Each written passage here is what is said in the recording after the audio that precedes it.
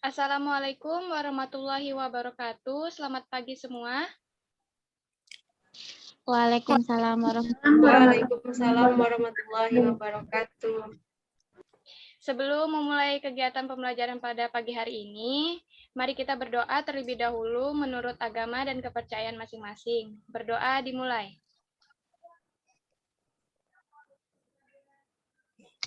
Berdoa selesai.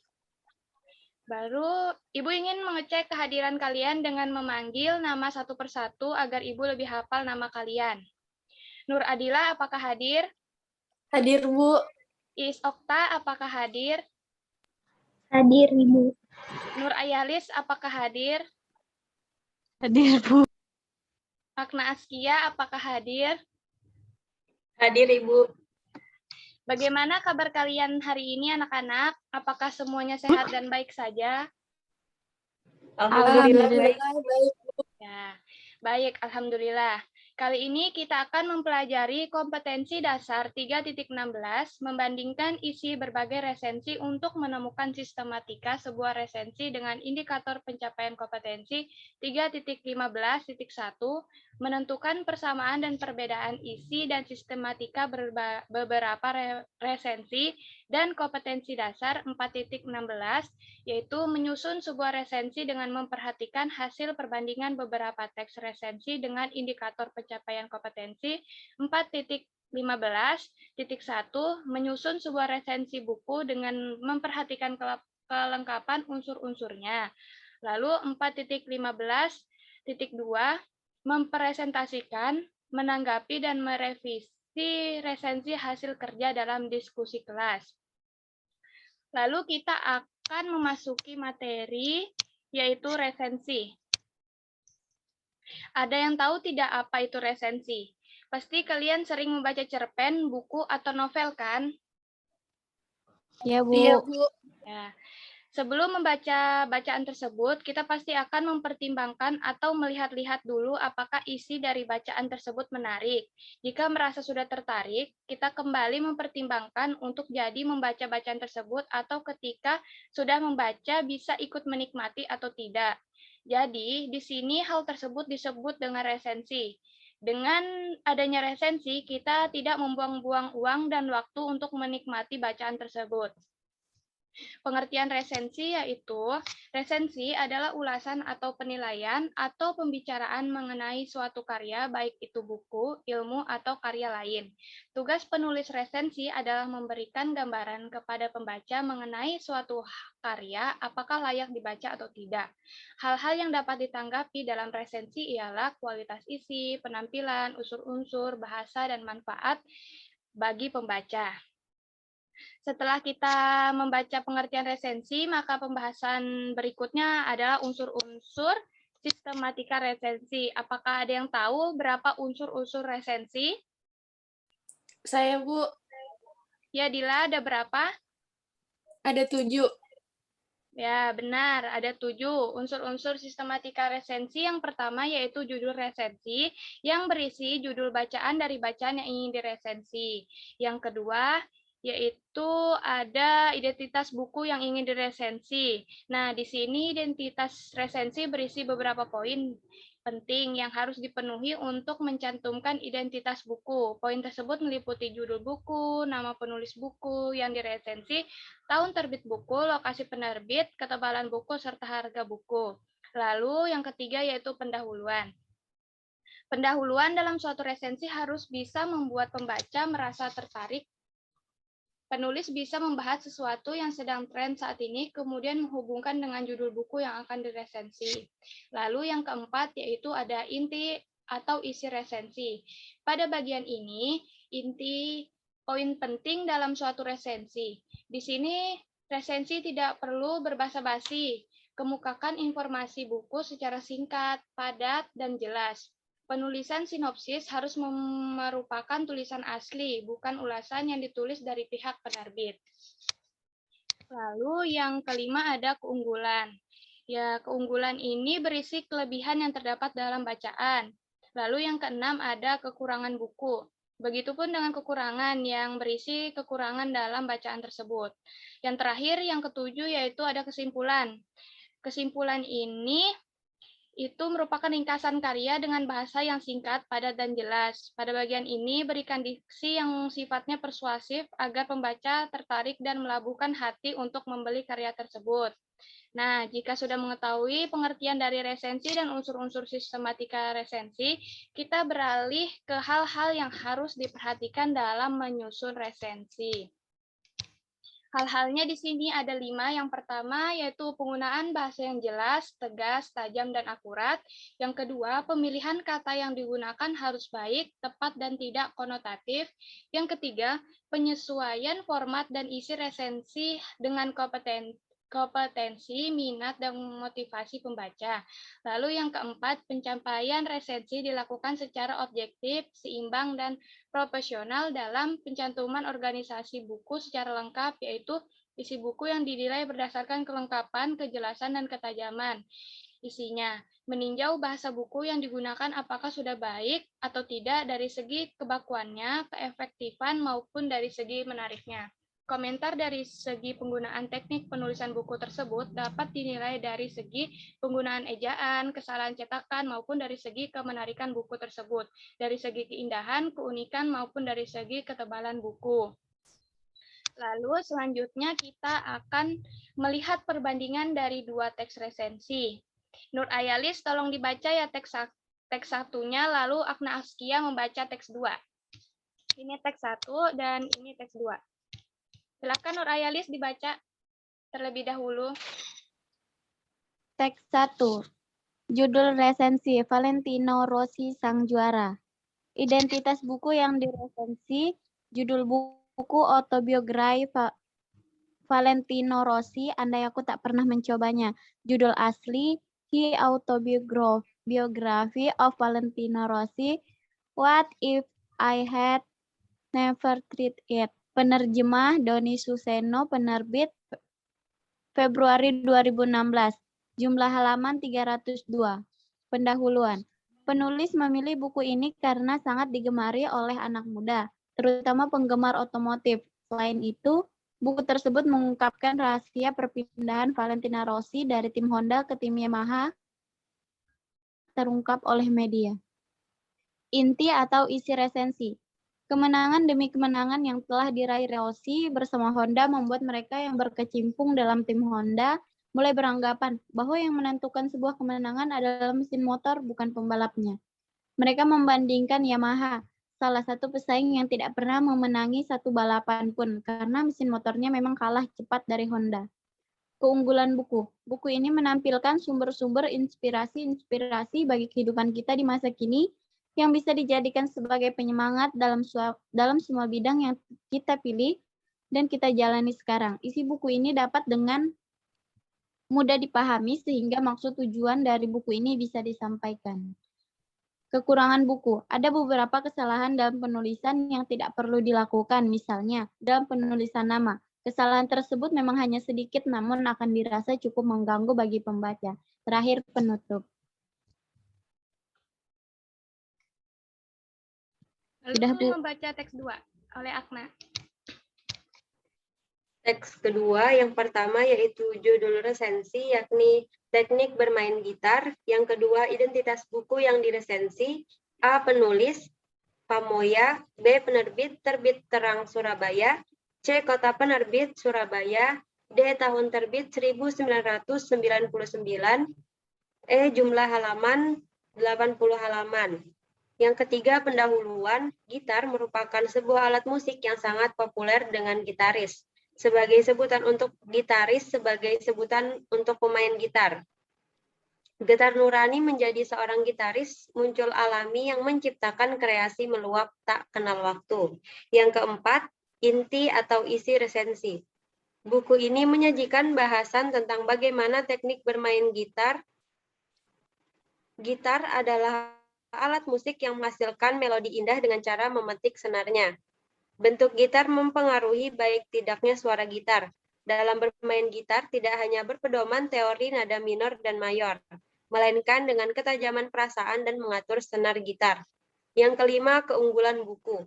Buku ini menyajikan teknik bermain alat musik, yaitu gitar, untuk semua kalangan, tidak terbatas pada usia pembaca. Yang keenam, kekurangan buku. Tidak ada kekurangan dalam buku ini. Yang ketujuh, penutup. Teknik bermain gitar merupakan buku yang menarik.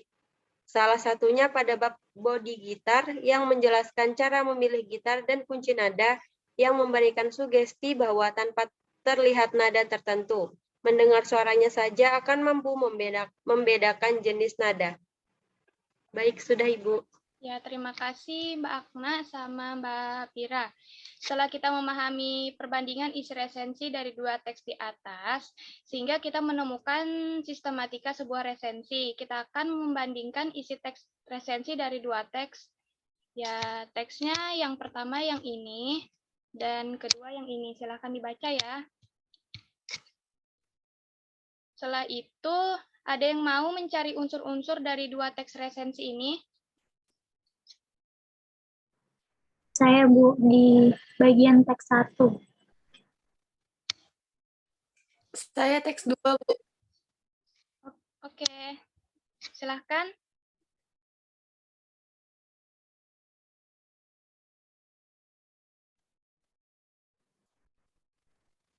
Baiklah, isi resensi dari teks 1, identitas buku, yaitu judul. Yang pertama, judul, agar gampang menulis, mengarang, bisa gampang. B, penulisnya Andreas Hareva. Kemudian C, penerbitnya PT Gramedia. D, tahun terbitnya yaitu tahun 2002, dan jumlah halamannya ada 103 halaman.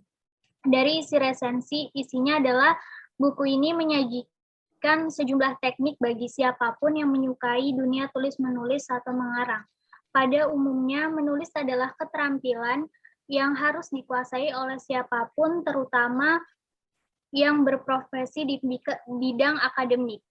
Aktivitas menulis sering dihubungkan dengan bakat seseorang, padahal tidak selamanya bakat dapat membuat aktivitas tulis-menulis menjadi selancar dan semudah yang kita bayangkan. Buku ini hadir sebagai bagian dari teknik mempermudah dalam melakukan aktivitas tulis-menulis. Keunggulan buku.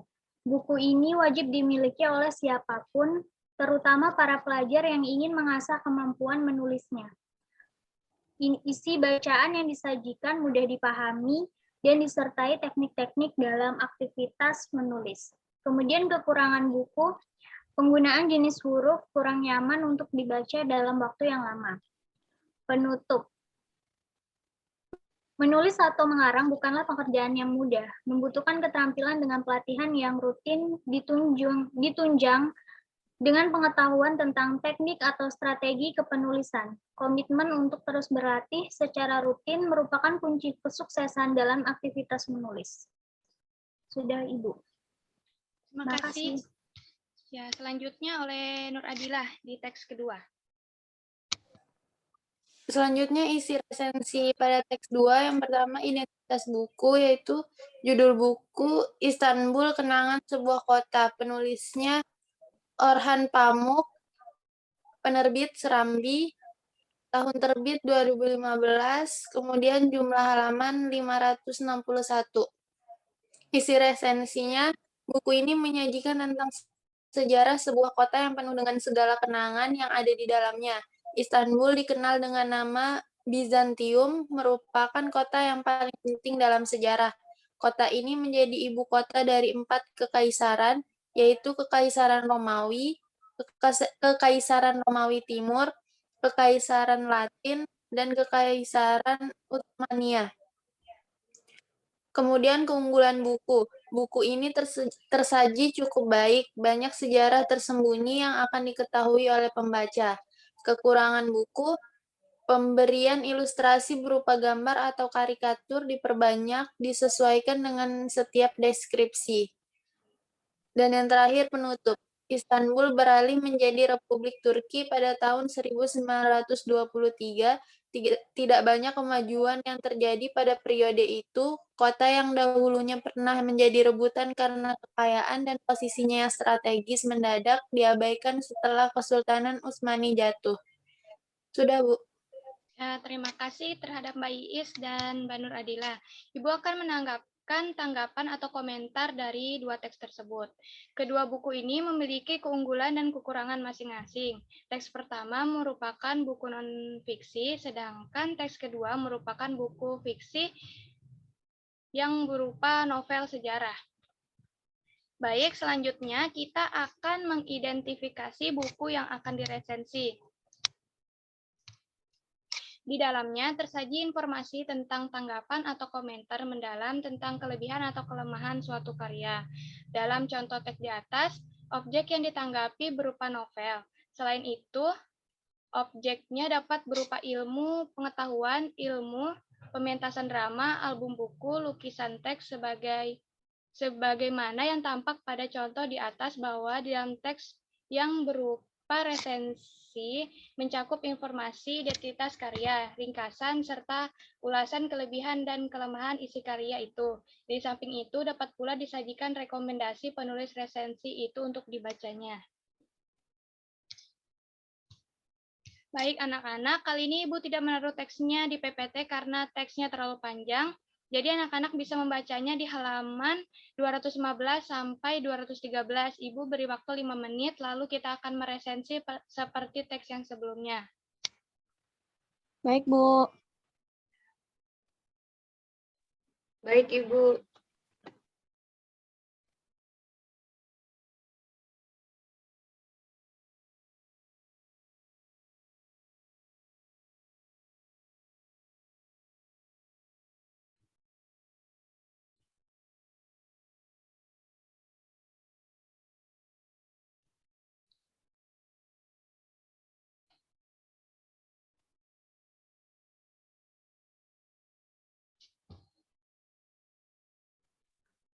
Sudah, Ibu. Sudah, Ibu. Sudah, Bu. Kali ini kita akan meresensi teks yang terdapat di halaman 214 di poin B. Siapa yang ingin menjawab identitas buku? Saya, Bu. Ya, silakan Akna. Identitas buku. Yang A, judul buku, yakni Saksi Mata. B, pengarang, Suparto Brata. C, penerbit, Kompas. Yang D, tebalnya X tambah 434 halaman. Baik, terima kasih Akna. Lalu siapa yang mau menjawab ringkasan? Saya, Bu. Ya, silakan Mbak Dila. Ringkasan isi buku itu tokoh utama dalam novel ini adalah bocah laki-laki berusia 12 tahun bernama Kuntara, yaitu seorang pelajar sekolah rakyat Mohangakoh dan mengambil latar kota Surabaya pada zaman penjajahan Jepang dengan penggambaran yang sangat apik, detail, dan sangat memikat. Novel sebesar 434 halaman ini sebenarnya merupakan cerita bersambung yang dimuat di halaman Kompas pada rentang waktu 2 November 1997 hingga 2 April 1998. Kisah berawal dari Kuntara secara tidak sengaja memergoki buliknya Raden Ajeng Rumsari alias Bulik Rum tengah bertemu dengan Wiradat di sebuah bunker belakang. Baru diketahui Kuntara kalau Wiradat adalah suami sah dari Bulik Rum. Sementara itu, Bulik Rum adalah wanita simpanan Tuan Ichiro Nishizumi. Meski pekerjaan sehari-harinya bekerja di pabrik karung, sebenarnya Bulik Rum sudah menikah dengan Wiradat, tetapi Tuan Ichiro Nishizumi tidak peduli dengan semua itu dan memboyongnya ke Surabaya. Selanjutnya, yang ingin menjawab keunggulan, kekurangan, dan rekomendasi dari teks tersebut siapa? Saya, Bu. Ya, silakan. Novel ini mempunyai keunggulan, yaitu menyajikan cerita sejarah pada masa penjajahan zaman Jepang di Indonesia. Salah satu sejarah yang perlu diketahui oleh para pembaca. Kemudian kelemahan novel ini tidak cocok untuk kalangan remaja, bahkan untuk anak-anak, lebih cocok untuk dewasa. Rekomendasi. Membaca novel ini akan mengingatkan kembali Pada peristiwa penjajahan zaman Jepang di Indonesia, tepatnya di kota Surabaya, kosakata dan lagu-lagu Jepang yang disajikan menambah hidup suasana zaman penduduk Jepang saat di Indonesia. Ya, terima kasih terhadap Mbak Akna, Dila, dan Mbak Fira. Selanjutnya kita akan mengungkapkan isi informasi buku yang akan diresensi. Nah, berdasarkan objek karyanya, resensi terdiri atas bermacam-macam jenis, seperti yang terdapat di dalam contoh di atas. Ada resensi untuk novel, ada pula yang berupa kumpulan cerpen. Berdasarkan objek tanggapannya, ada pula yang berupa ilmu, drama, lagu, buku pengetahuan, lukisan, dan karya-karya lainnya. Dengan perbedaan-perbedaan objek karya itu, informasi yang kita dapat pun bermacam-macam pula. Misalnya, dari resensi novel atau kumpulan cerpen, informasi yang kita dapatkan adalah tentang alur, penokohan, latar, atau hal-hal lainnya yang terdapat di dalam buku-buku cerita itu. Berbeda halnya apabila resensi itu tentang buku populer. Informasi yang kita dapatkan berupa sejumlah ilmu pengetahuan yang dapat memperluas wawasan kita tentang topik yang dibahas oleh buku itu.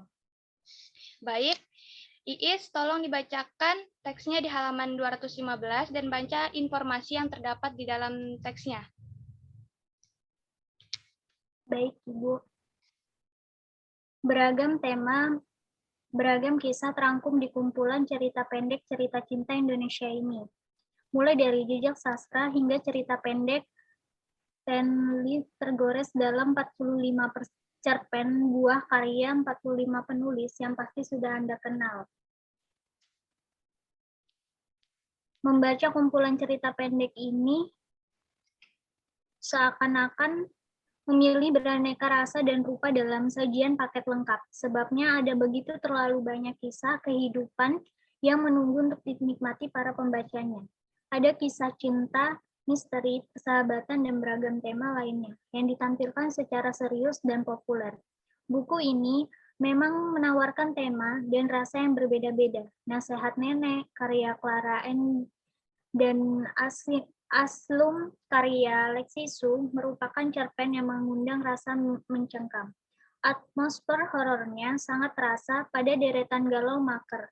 Ada Ratu yang Terlalu karya Arswendo Atmowiloto. Gerimis yang Ganjil oleh Budi Mariono, Rindu oleh Dewi Karisma Michelle, Hachio dan Luka yang Setia oleh Eka Kurniawan, Muse oleh Ika Natasha dan Gadis dan Pohon Jambu oleh M. Aan Mansur. Beberapa penulis terkenal sebagai penulis Stanley yang juga tampil di buku ini seperti Tabula Rasa oleh Debbie Wijaya, Savana oleh Dian Nuramindia, Gelas di Pinggir Meja oleh Ken Terate, SMS oleh Luna Torasung, dan Letting Go oleh Jessica Huawei bisa membuat rasa muak pembacanya. Bukannya muak karena kualitas cerpennya, akan tetapi hal itu disebabkan oleh temanya yang memang merupakan kenyataan sebenarnya, persepsi oleh Magi Tiojakin yang bermain-main dengan persepsi pembacanya. Kemudian apalah arti nama oleh Margate bisa membuat para pembacanya penasaran. Berapa presentasi kebenaran di cerpen tersebut? Terakhir ada Bahaya Bersyarat oleh Oki Madasari bisa membuat pembaca bertanya-tanya, apa arti sesungguhnya dari kata bahagia itu?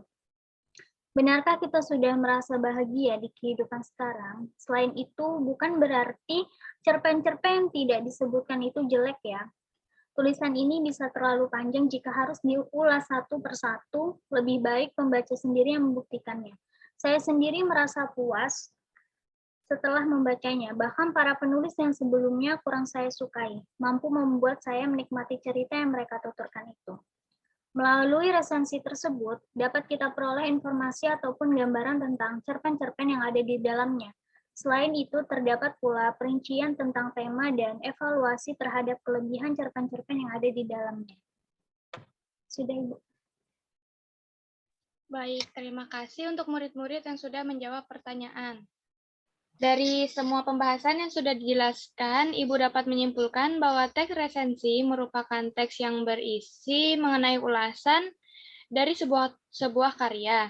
Karya yang biasa diulas diantaranya buku, film, hingga novel. Terkadang masih ada orang yang memberikan resensi hanya sekedar rangkuman bacaan saja.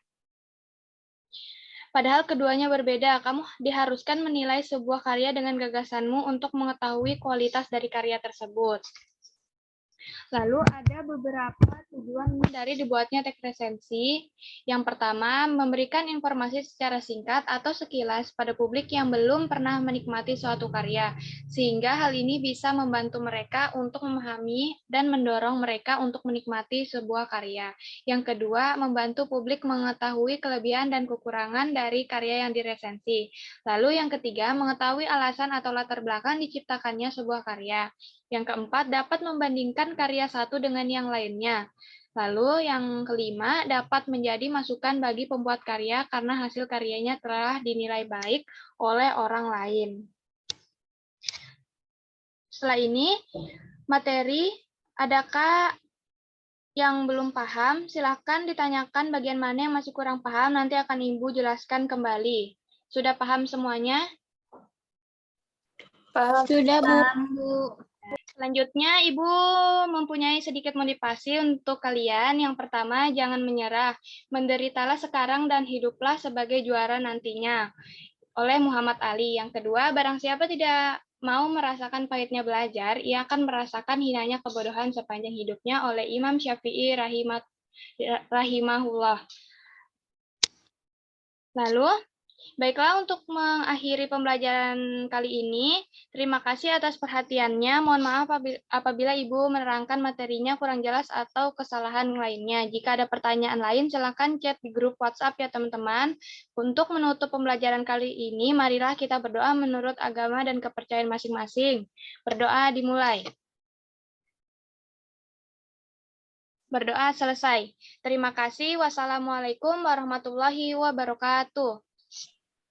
Waalaikumsalam warahmatullahi Waalaikumsalam wabarakatuh. warahmatullahi Terima kasih, Bu. Terima kasih, Bu.